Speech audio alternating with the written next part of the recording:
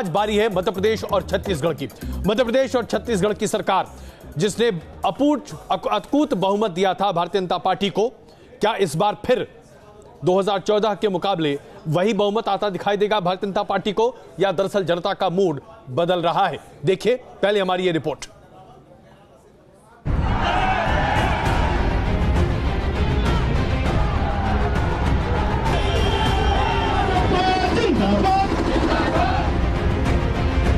मध्य प्रदेश में 29 लोकसभा सीटों की सीधी लड़ाई कांग्रेस और बीजेपी के बीच है। एमपी में 1991 के लोकसभा चुनाव के बाद से हमेशा बीजेपी कांग्रेस पर भारी पड़ी है। 2014 के लोकसभा चुनाव में बीजेपी ने मध्य प्रदेश की 29 लोकसभा सीटों में से 27 सीटें जीती थी और कांग्रेस के खाते में सिर्फ कमलनाथ की छिंदवाड़ा और ज्योतिरादित्य सिंधिया की गुना सीट आई थी। 4 महीने पहले विधानसभा चुनाव में मध्य प्रदेश की 230 विधानसभा सीटों में से बीजेपी को 109 और कांग्रेस को 114 सीटें मिली थी। अब लोकसभा चुनाव में एमपी के वोटरों का मूड क्या है? न्यूज नेशन के संवाददाताओं ने लोगों की राय ली। मोदी जी का काम ठीक है, प्रदेश से मतलब नहीं, केंद्र से मतलब। मोदी सरकार से आपको कोई फायदा हुआ है कि नहीं हुआ? हमें तो कोई लाभ नहीं मिला।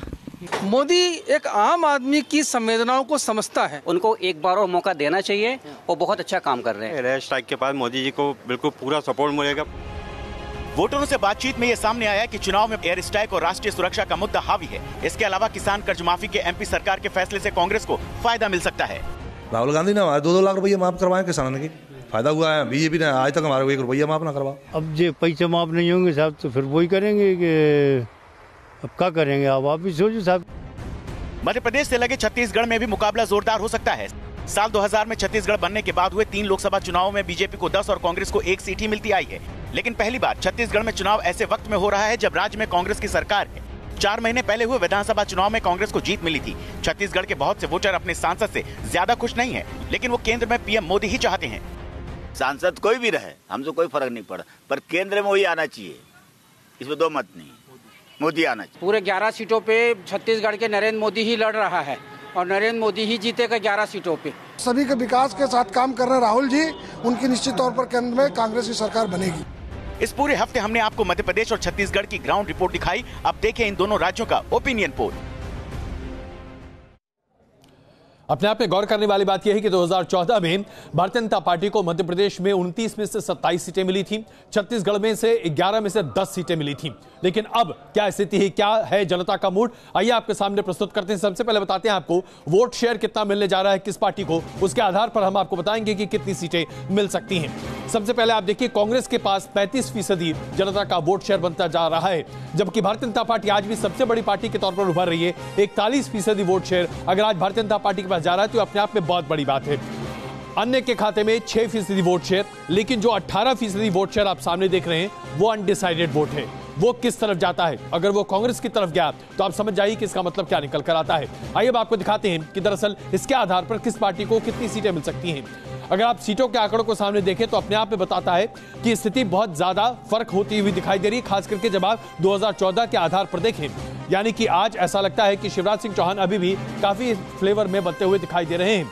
जी हां, ये हम आपको सीट का आंकड़ा दिखा रहे हैं। कांग्रेस 8 सीटें यहां पर जीत सकती है और हमारे आधार पर, हमारे ओपिनियन पोल के आधार पर भारतीय जनता पार्टी को 21 पर संतोष करना पड़ेगा। यानी कि अगर आप नफे नुकसान की बात करें तो भारतीय जनता पार्टी को 7 सीटों का, माफ कीजिए 6 सीटों का यहां पर नुकसान होता हुआ दिखाई दे रहा है। ये देखिए 6 सीटों का नुकसान भारतीय जनता पार्टी को और कांग्रेस को 6 सीटों का फायदा पिछले साल के मुकाबले। अब आइए बात करते हैं छत्तीसगढ़ की। छत्तीसगढ़ में से 11 सीटें वहां पर लोकसभा की, जिसमें से 10 सीटों पर भारतीय जनता पार्टी 2014 में काबिज थी। लेकिन अगर आप वोट शेयर के आधार पर देखें तो आइए अब आपको हम छत्तीसगढ़ का वोट शेयर दिखाएं और बताएं कि दरअसल छत्तीसगढ़ में वोट शेयर की स्थिति क्या है।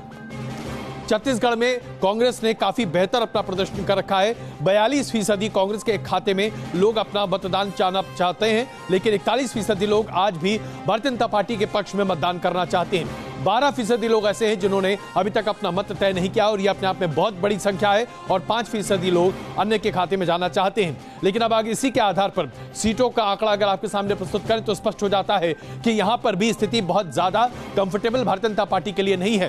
कांग्रेस के खाते में 6 सीटें जा सकती हैं, भारतीय जनता पार्टी के खाते में 5 सीटें जा सकती हैं, जो कि पिछले बार बिल्कुल अलग था। अगर आप इसका कंपैरेटिव चार्ट देखें तो यह अपने आप में बताता है कि भारतीय जनता पार्टी ने यहां पर अपनी 5 सीटें खोई हैं और कांग्रेस के लिए यहां पर 5 सीटों का गेन हासिल किया है।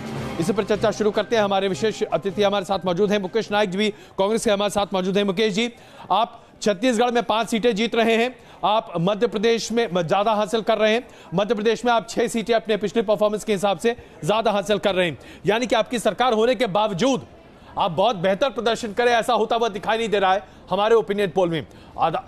हमें तो ऐसा लग रहा था कि शायद आपको यहां पर बड़ा अच्छा प्रदर्शन करना चाहिए था।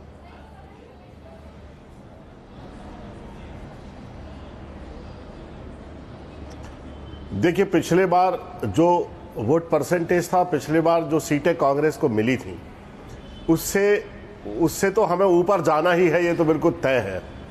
क्योंकि वर्स्ट इलेक्शन था लास्ट हमारे लिए, अच्छा इलेक्शन नहीं था जी 2014 का। अभी वर्तमान चुनाव में हमें उम्मीद है कि हमें बहुत अच्छी सीटें यहां पर मिलेंगी जी। हम ये सोच रहे हैं कि हमें यहां 15 से ज्यादा सीटें मध्य प्रदेश में मिलेंगी और हमें 8 से ज्यादा सीटें, 8 के आसपास सीटें हमें छत्तीसगढ़ में मिलेंगी। हमारा ये अपना आकलन है पार्टी के अंदर का जी। हम बहुत बेहतर प्रदर्शन कर रहे हैं पिछले चुनाव की तुलना में, ये बिल्कुल सुनिश्चित है। चलिए, पिछले चुनाव की तुलना में हमारा ओपिनियन पोल जो है आपको 6 सीटों का फायदा तो दिखा रहा है, लेकिन आपका मानना है कि ये सीटें और भी ज्यादा बढ़ेंगी, 15 तक जो है वो आपकी सीटें पहुंच सकती हैं। हमारे साथ इस वक्त मध्य प्रदेश के पूर्व मुख्यमंत्री शिवराज सिंह चौहान जी भी इस वक्त जुड़ चुके हैं। शिवराज जी, न्यूज नेशन पर आपका स्वागत है। हमारा जो ओपिनियन पोल है उसके मुताबिक मध्य प्रदेश में बीजेपी को कांग्रेस से ज्यादा सीटें तो आ रही हैं, लेकिन अपना जो पिछला प्रदर्शन है पिछले लोकसभा चुनावों का, उसके मुकाबले 6 सीटों का नुकसान हो रहा है। आपको क्या लगता है, क्या कारण हो सकता है इसका? मोदी जी अतुल्य भारत के अतुल्य प्रधानमंत्री हैं। उनके नेतृत्व में नए भारत का उदय हुआ है। और लेके फिर इधर, और इसलिए पूरा देश आज मोदी जी के पीछे खड़ा है, भारतीय जनता पार्टी के साथ खड़ा है। एक वैभवशाली, गौरवशाली, संपन्न, समृद्ध और शक्तिशाली भारत के निर्माण के लिए देश और मध्य प्रदेश देश में ही है, लेकिन मैं मध्य प्रदेश का विशेष रूप से कह रहा हूं। मोदी जी को ही प्रधानमंत्री चाहता है और इसलिए 2014 से ज्यादा सीटें भारतीय जनता पार्टी जीतेगी, एनडीए जीतेगा और हम सफलता के सारे रिकॉर्ड तोड़ेंगे। फिर से भाजपा की सरकार बनेगी, एनडीए की सरकार बनेगी और मोदी जी प्रधानमंत्री होंगे। कम सीटें नहीं आएंगी, ज्यादा आएंगी। चलिए, तो कम सीटें नहीं आएंगी, ज्यादा आएंगी, ये आपका पूरा भरोसा है। लेकिन आप जिस तरह से कह रहे हैं कि देश मोदी जी को चाहता है, तो क्या जो विधानसभा के चुनावों के नतीजे आए थे वो आपके खिलाफ थे, आपकी सरकार से नाराजगी थी? और क्या आपको लगता है कि अभी मौजूदा सरकार जो है कांग्रेस की है, विधानसभा के जो नतीजे हैं उनका भी कुछ असर पड़ रहा है, क्योंकि गैप बहुत कम है? जरूर पड़ेगा, लेकिन असर पड़ेगा कांग्रेस को पूरी तरह से यहाँ खत्म करने वाला, क्योंकि अब सरकार में फर्क है, ये मध्य प्रदेश की जनता देख रही है। हम लोगों ने 15 साल सरकार चलाई, उस सरकार का काम देखा है और जनता ने ये 2.5 महीने की सरकार का काम देखा है। रंग उतर गया, कलई खुल गई।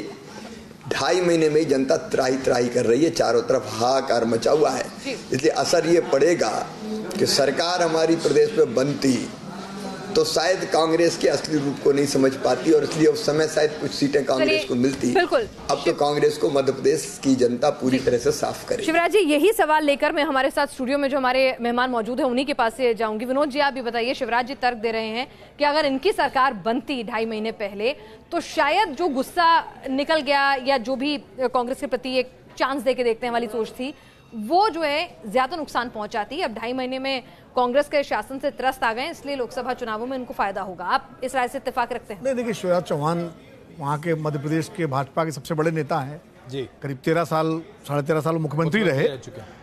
अगर भाजपा की सरकार बनी होती तो शिवराज जी का बयान ये नहीं होता। वो कहते कि विधानसभा में जिस तरह विशाल बहुमत दिया हमको, लोकसभा में भी हमको विशाल बहुमत देगी, तब उनका बयान ये होता। तो ठीक है, नेता लोग समय के हिसाब से अपने बयान को परिमार्जित करते रहते हैं और उसमें कोई मुझे एतराज़ नहीं है। लेकिन मुझे लगता है कि लोकसभा चुनाव में इस बार कांटे की लड़ाई होगी मध्य प्रदेश में और मुझे आपका सर्वे काफ़ी सटीक लग रहा है।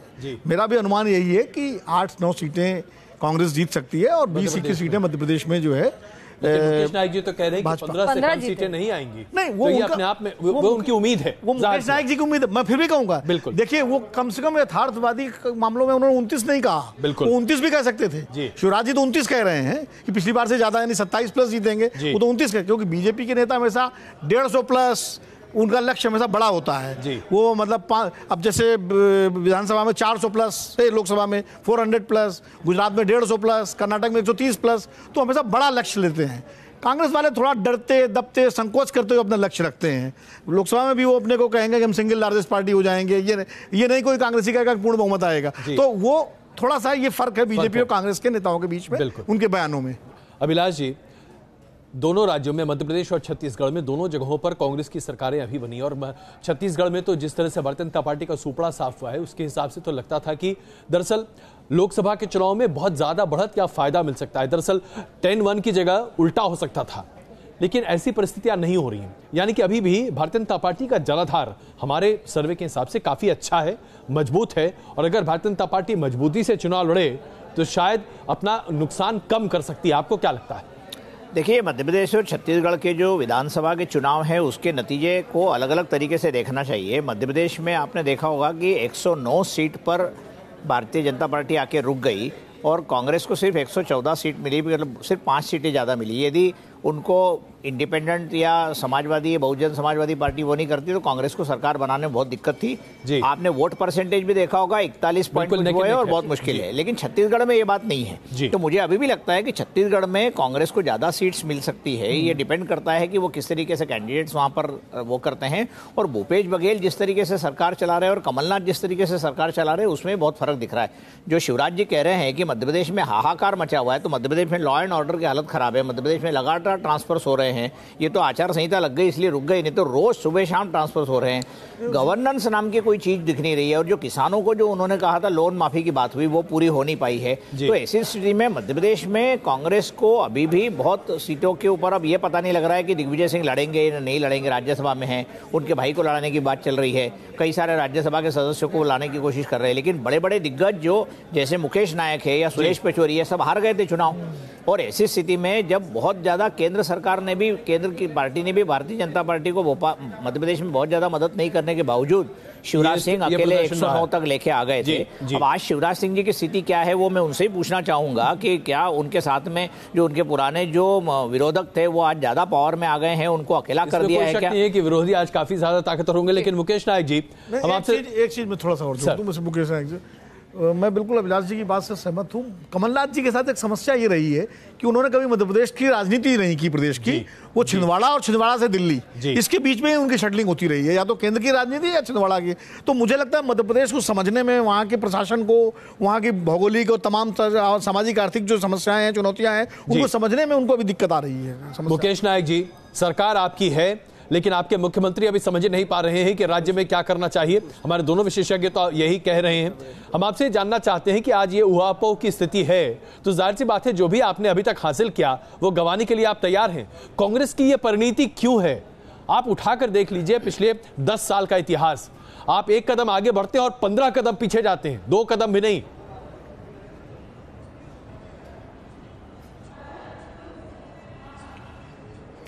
देखिए, मैं बिल्कुल साफ गोई से ये बात कहना चाहता हूं कि जैसा अभी कहा गया कि कमलनाथ जी छिंदवाड़ा से ज़्यादा ताल्लुक रखते थे, पूरे मध्य प्रदेश के उतने संपर्क और संवाद में वो नहीं थे, इस बात से मैं सहमत हूं।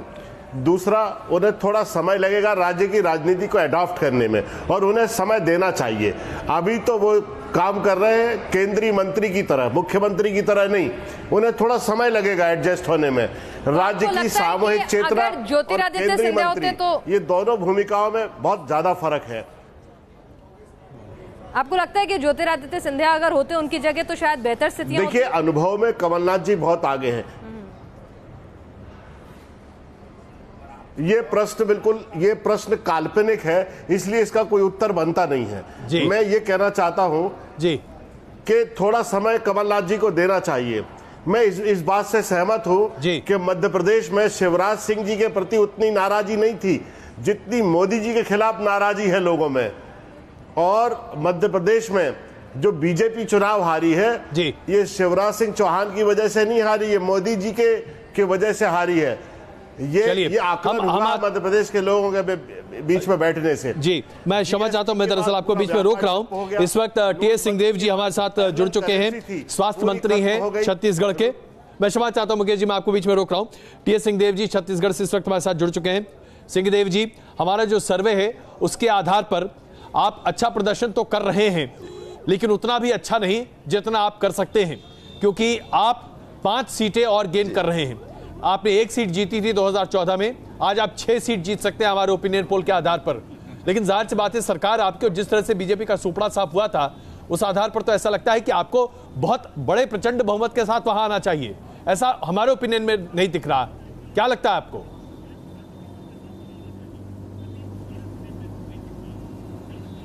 जी, पहले तो धन्यवाद दूंगा, आपके ओपिनियन पोल ने कम से कम हम लोग को आगे दिखाया। 6 सीटें आप दे रहे हैं, 5 सीटें की बढ़त दे रहे हैं जी। मेरे भी आकलन यही है कि अगर 7 से कम आई तो हम लोग हार गए, और कम से कम 9 सीटें आए, उससे ऊपर सीटें आए तो हम लोग को संतोष होगा। प्रयास हम लोग का यही रहेगा कि जैसे विधानसभा चुनाव में मतदाताओं का विश्वास लेने के लिए हम लोग चुनाव में भागीदार बने थे, इस चुनाव में भी जो काम हम लोगों ने किया, जो उनका विश्वास हम लोगों ने पूरा किया। कांग्रेस के प्रतिनिधि में आज भी काम कर रहे हैं। जरूर कांग्रेस के इन भाइयों के कहने पे, हमारी बहनों के कहने पे उनका विश्वास दोबारा इसमें व्यक्त होगा। साथ ही साथ देश की राजनीति में भी जो मुद्दे सामने आए हैं, लगातार हमने देखा कि सुनते रहे हम लोग, काम हमारे नहीं हुए। आज देश को कहा गया था कि 1 सिर कटेगा, हम 10 सिर काट के लाएंगे। हमलों के बाद हम लोगों ने देखा, चाहे पठानकोट रहा हो, उरी रहा हो, अन्य सेना के कैंपों में हमले हुए, डोकलम की स्थिति आई। यहाँ प्रधानमंत्री जी मैत्री में झूला भी झूल रहे थे, लेकिन अंततः स्थिति ये आई कि डोकलम में चीन ने ठिकाने बना लिए, हेलीपैड बना लिए, बंकर्स बना लिए, मकान बना लिए। पाकिस्तान, हमारे प्रधानमंत्री जी इंग्लैंड से दौरे के वापसी में भारत आते समय अनशेड्यूल्ड उन्होंने वहां विजिट किया, मिठाई खिलाई, एक सौहार्द का वातावरण बनाने का प्रयास हुआ, लेकिन वहां भी विफलता हाथ आई। आतंकवाद बढ़ता गया, सेना के ठिकानों पर इसमें कोई शक नहीं है कि सरकार की विफलताएं आप गिना रहे हैं, और हो सकता है कि इसमें कई बातें सही भी हो और कुछ बातों को लेकर हम विरोध की बातों को सामने रख सकते हैं। लेकिन सिंहदेव जी, अगर आज हम छत्तीसगढ़ की बात करें, जैसा आपने कहा 9 सीटें कम से कम आपको आनी चाहिए, आज ऐसा क्यों नहीं हो पाता? ये भरोसा क्या आपको वाकई में है कि 9 सीटें आपको मिलेंगी, या दरअसल हमारा ओपिनियन पोल आपको ज्यादा नजदीक लग रहा है? क्योंकि जिस तरीके से बीजेपी का आपने सुपड़ा साफ किया वहां पर, उसके बाद तो स्थिति बहुत क्लियर होनी चाहिए। फिर भी बीजेपी का जनाधार वहां काफी है, और ये अपने आप में बड़ा अचंभा करने वाली बात है।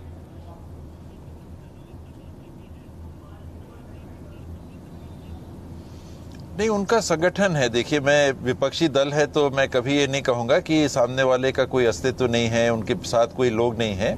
भारतीय जनता पार्टी ने आरएसएस के सहयोग से और उनके पूरे बैकिंग से एक संगठन खड़ा कर रखा है, उनकी भी उपस्थिति है, और उनको वोट नहीं मिले ऐसी भी बात नहीं है। 75% सीटें कांग्रेस को जरूर आई, लेकिन उनको भी वोट मिले। 32-42% का वोट अंतर था, लेकिन 32% वोट आखिर उनको मिले हैं। और सामने वाले प्रतिद्वंदी को एकदम हल्का आंकना, मैं समझता हूं कि सबसे पहली गलती होती है। अच्छे से अच्छी स्थिति वाले को, उनको भी संभावना हमको देखना चाहिए, और हमारा संघर्ष एक सशक्त प्रतिद्वंदी के खिलाफ और मजबूती से मैदान में उतरने की तैयारी का होना चाहिए, और वही मेरा दृष्टिकोण रहता है। बिल्कुल टीएस सिंहदेव जी, आपने बिल्कुल बहुत ही मैच्योर तरीके से अपने प्रतिद्वंदी को स्वीकारा, उसकी मौजूदगी और शक्ति को आपने एक्नॉलेज किया है। तो यहाँ आकर देखना होगा कि विधानसभा चुनावों के महज 2 महीनों के भीतर ही आप देखिए कि उनका वोट परसेंटेज 10% बढ़ जाता है। तो कहीं ना कहीं कोई सेंट्रल लीडरशिप की कोई कमी है कि एक नेता सेंटर में नहीं दिखता है, इसीलिए विधानसभा चुनावों में एक तरफा कांग्रेस को जिताया था, लेकिन फिर से मोदी जी पसंद बनते हुए दिखते हैं छत्तीसगढ़ के लोगों की जब बात लोकसभा के चुनावों की आती है। तो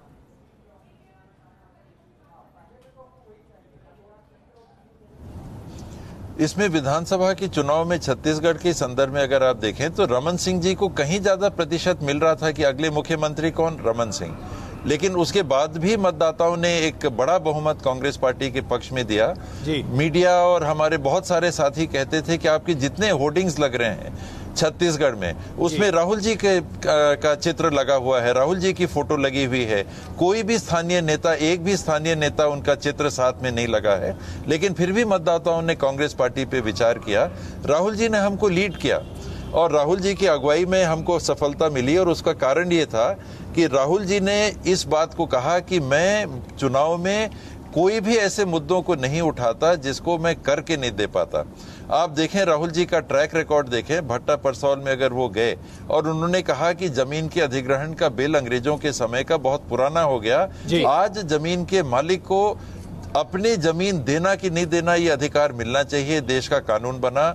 अन्य इश्यूज को आप देखें, उन्हें किसानों के इश्यूज को लिया, किसानों के बीच में गए, चारपाइयों पे बैठ के उत्तर प्रदेश में मिले, मंदसौर में गए, देश भर में किसानों का जो डिस्ट्रेस था उनके बीच में जाके उन्होंने जो पाया, उन्होंने अपने शासन पार्टी के राज्य में जहां काम करने का मौका मिला, ऋण माफी भी हुई। और सिंहदेव साहब, मैं क्षमा चाहता हूं, मैं आपको बीच में रोक रहा हूं, मैं बड़े आदर से आपसे क्षमा मांगते हुए सवाल पूछना चाहता हूं, मेरे पास वक्त कम है क्योंकि हमें एक ब्रेक पे जाना है। मैं सिर्फ इतना जानना चाहता हूं कि आज पूरे देश में जब हम इस बात को लेकर चर्चा करते हैं कि क्या प्रधानमंत्री नरेंद्र मोदी आपकी पहली पसंद है राहुल गांधी, तो प्रधानमंत्री नरेंद्र मोदी और राहुल गांधी के बीच में तकरीबन 20 से 25% का फर्क आमतौर पर दिखाई देता है। एक्सेप्टेबिलिटी क्यों नहीं हो पाती जब राहुल गांधी इतना सब कुछ अच्छा कर रहे हैं? लोग क्यों नहीं उनकी तारीफ कर पाते? क्या लोग समझ नहीं पाते राहुल गांधी को?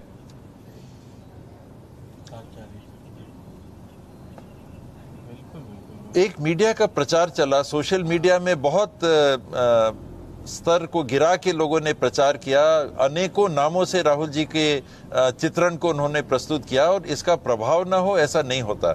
एक समय था जब राहुल जी के स्वीकार्यता को मीडिया में करीब 11% आंका जा रहा था, आज वो करीब 30% पे है। मोदी जी का जो आंका जा रहा है वो 45 के आसपास उनका भी आंका जा रहा है। तो आप देखें कि राहुल जी की स्वीकार्यता में भी कहीं ज्यादा इजाफा हुआ है, और इसीलिए मैंने छत्तीसगढ़ के चुनाव के समय रमन सिंह जी का और कांग्रेस पार्टी के लीडर्स का आकलन का मैंने आपको एक उदाहरण बताया था। तो इसको उतने ही तक मानना चाहिए कि एक स्वरूप में ऐसा माना जा रहा है, लेकिन सरकार किसको देनी, व्यक्ति के आगे जाके सरकार की जिम्मेदारी मिलेगी। और मुझे विश्वास है कि इस बार कांग्रेस पार्टी की अगुवाई में, कांग्रेस पार्टी के साथ में, कांग्रेस पार्टी के नेतृत्व में नई सरकार जरूर बनेगी।